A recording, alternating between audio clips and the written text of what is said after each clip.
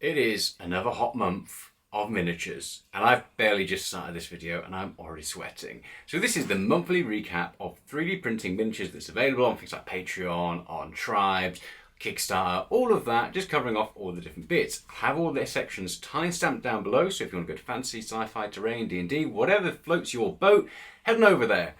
I might be a bit dark and weird in this picture because I'm not putting my light on. It's so hot, I will die.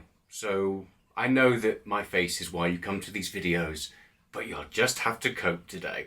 Also, partway through this video, I cut and then come back, I'm crying. I'm just waiting a call back from my garage. My engine apparently needs replacing, so yay! Anyway, kicking off with fantasy, and we've got Highlands Miniatures, and they've got a whole bunch of fantasy feral elves.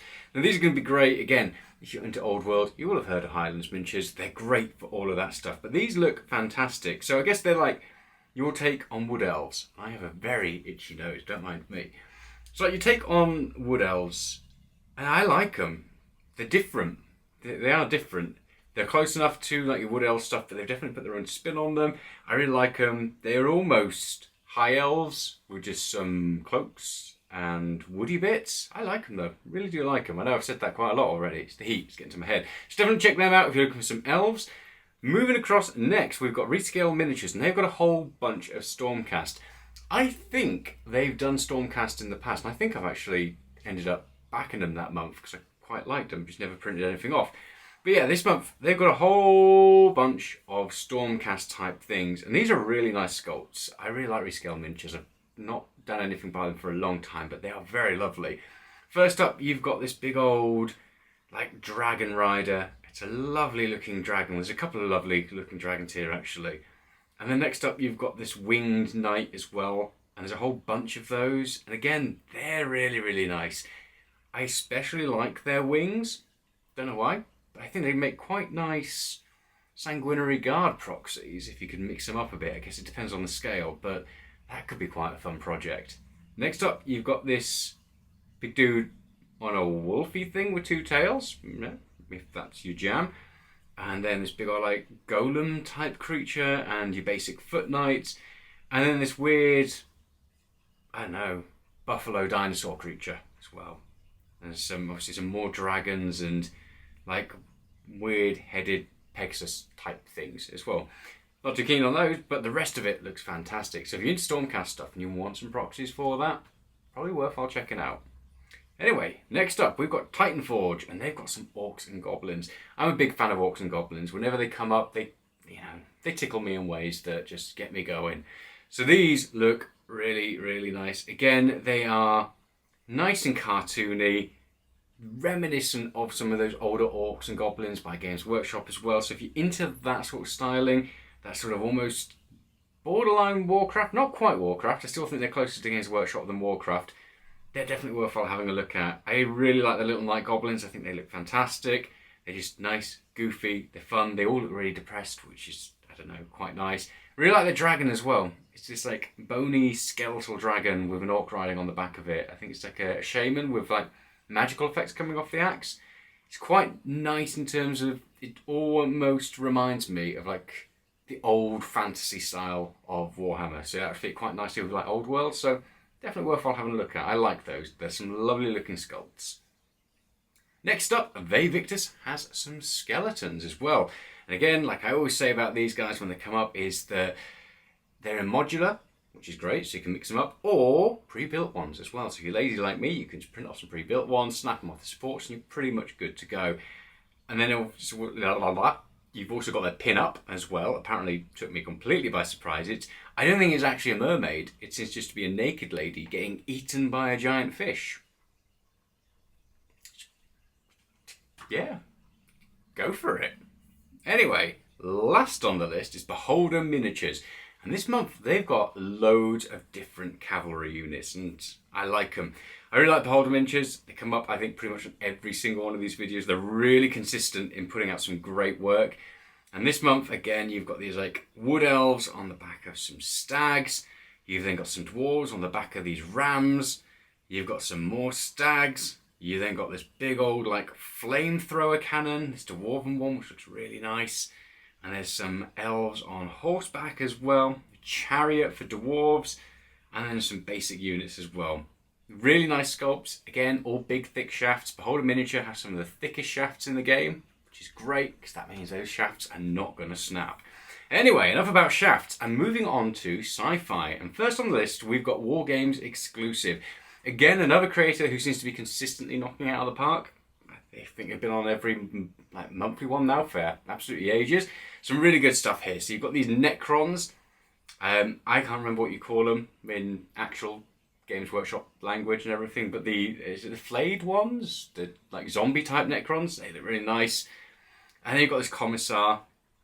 Oh, I'm on to the final Gaunt's Ghost book. Second to last one that I just read. Hit me in the feels. Now I'm going on to the last one. No spoilers, please. Anyway, but that's a lovely, lovely looking Commissar model. I think that looks fantastic. Might have to get that just to go with my old Imperial Guard stuff I was doing.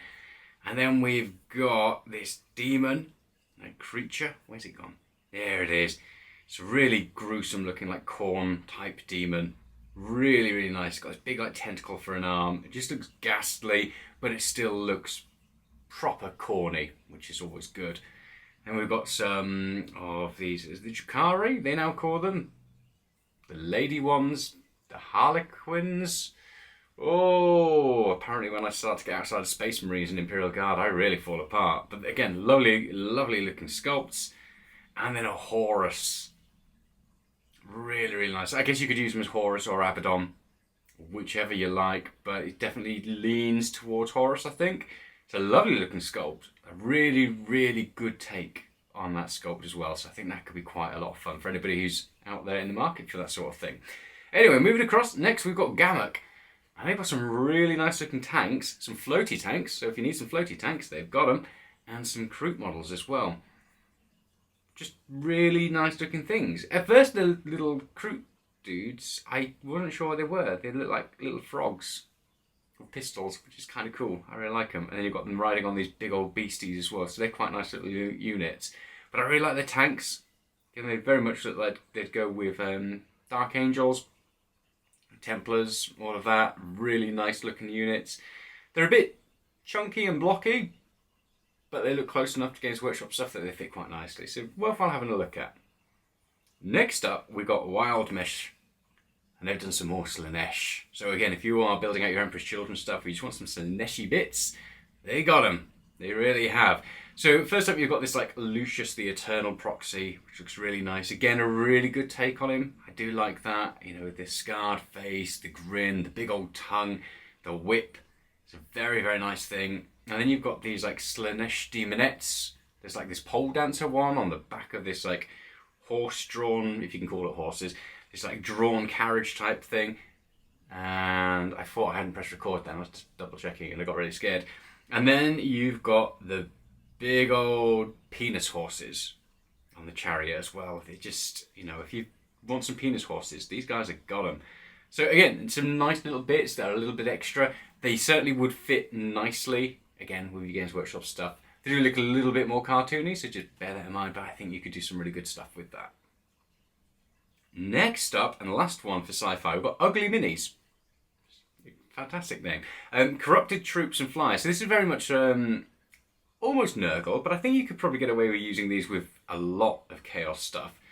But they're really interesting. They're just these like tentacled and mutating like guardsmen. You've got some big heavy weapons guardsmen. And then you've got this like jet fighter type thing as well. I really like it, again, with all these tentacles and stuff growing all over it. This big behemoth type creature. Not too sure what he'd fit for, but everything else would fit really nicely as just some extra proxies to throw into your army. Anyway, moving across onto D&D, and first up, we've got Arc Villain Games. They've got some dinosaurs. These are really, really fun. These would work obviously with fantasy as well, but I've thrown them into D&D because that just makes sense. But some really, really nice stuff, some really big stuff as well. I especially like the big old Diplodocus or Brontosaurus or whatever it's going to be called, which is being used as a catapult. I think that's fantastic. And you've got this like, I don't think it's a Triceratops, but this thing with like half a boat on the back of it. And these other ones with battering rams on there. They're just really fun, so I think that could be quite a fun adventure. No idea what on earth is going on there, but it certainly looks interesting. Next up, we've got Mammoth Factory Games, and they've got this, I think it's the Whisperwoods, they've called it. Oh, once this loads up. Oh, my hands are getting so sweaty. Sorry. Yeah, the Whisperwoods. Here we go. And it's all these like decayed type creatures. There's some really, really nice stuff here. So you've got these trees, these like death root stalkers, grey root wardens, some really nice looking evil trees, which are really nice. And I especially like their big beasts. It's like rotting stag. It looks absolutely fantastic. And then you've got, like, I guess your dark elf type creatures as well. Look really nice, these rangers and guardians. Just a really, really nice looking set. And again, makes you kind of want to play the game, find out what's going on in their adventure. I find sometimes, like, Mammoth Factory Games, I think, have some of the best sculptors in the business. But sometimes when they do just, like, your normal sets, they're not doing the Disney sets anymore, which makes me really, really sad because they were absolutely fantastic. Sometimes they can be a bit vanilla, but this time, this looks fantastic. I really, really like it. And last on the D&D bit is Crippled God Foundry, and it's Denizens of Hell. So let's load this up. And this had a lot of terrain in there as well, which is quite interesting. So I was torn at one stage, I was going to put it into the terrain bit, but if you like the look of it, then yeah, go for it. So they've got all sorts, like these demons, you've got this, I don't even know what he is, like the big boss unit with 4 arms and the big like snaky skeleton bottom half. All these other little like weird goblin-y creatures. There's some werewolves in there. And then like saber-toothed tigers that are rotting. Then these big beastie things with massive arms at the back that look almost like something from Resident Evil. I really like the look of it. And then they've got the Temple of Hatred, which is all these like scatter terrain bits that you can use and temple pillars and stuff. It's a really nice looking set. Really, really like the look of that. Anyway, moving across onto terrain. And first up we've got Print Minis. Which is this like industrial sci-fi bit, some like buildings that you can build up. They're all modular and everything. Again, a nice looking bit, and there's just this almost like I don't know, a tankard type thing. Basically, loads of industrial buildings that you can build together, which is really nice. And then if you do like the look of that, you'd also get all their minis as well, and there's some quite nice stuff there. So if you're into that sort of thing, you'll have that too. Next up, are Dark Realms, and they've got this Blackthorn Keep, which looks really, really nice.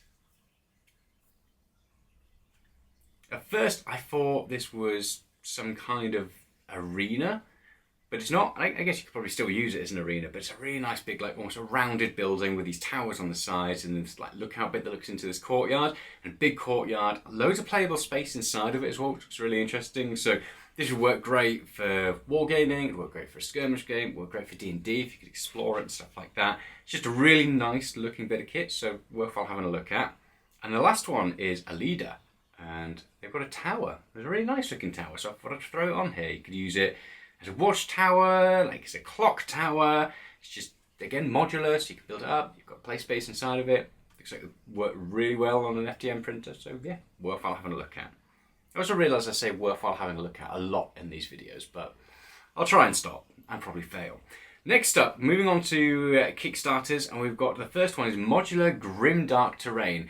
And I almost didn't put this on here just because I've covered a lot of modular grimdark terrain, but again, this one looks nice, and if you haven't been able to back the previous ones, it's nice to like know any new ones that come up. So again, it's modular grimdark terrain. It's exactly what you would expect from modular grimdark terrain. Temple-like bits, grimdark looking things, just loads of gothic type terrains. You print it all off like the wall pieces and the floor pieces, and you can stack it all up.